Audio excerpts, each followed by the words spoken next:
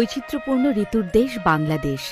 এদেশে বিভিন্ন প্রান্তে ছড়িয়ে আছে বহু বছরের পুরনো প্রত্নতাত্ত্বিক নিদর্শন, ঐতিহাসিক বিভিন্ন স্থাপনা, পাহাড়, নদী, বন জঙ্গল, প্রকৃতির অপার সৃষ্টি, প্রাকৃতিক ঝর্ণা, গুহা, হাওর বাওর অরণ্য সহ হাজারো রূপের অনুষঙ্গ। সভ্যতার ক্রমবিকাশে আর্থসামাজিক অবস্থার উন্নয়নের ফলে দেশের বিভিন্ন প্রান্তের মানুষের জীবনধারায়ও এসেছে ব্যাপক পরিবর্তন। পিছিয়ে পড়া জনপদগুলোতেও এখন লেগেছে উন্নয়নের ছোঁয়া। ফলে অন্ধকারাচ্ছন্ন প্রান্তগুলো হয়ে উঠেছে আলোকময় সোনালী প্রান্তর। দর্শক, আমরা আছি নরসিংদী শহরের পূর্ব প্রান্তে মেঘনা নদীর উপরে, অর্থাৎ নাগরিয়াকান্দি ব্রিজে। এই নদীকে কেন্দ্র করে, অর্থাৎ এই মেঘনা নদীকে কেন্দ্র করেই নরসিংদী শহর গড়ে ওঠে। নরসিংদী সদর উপজেলা।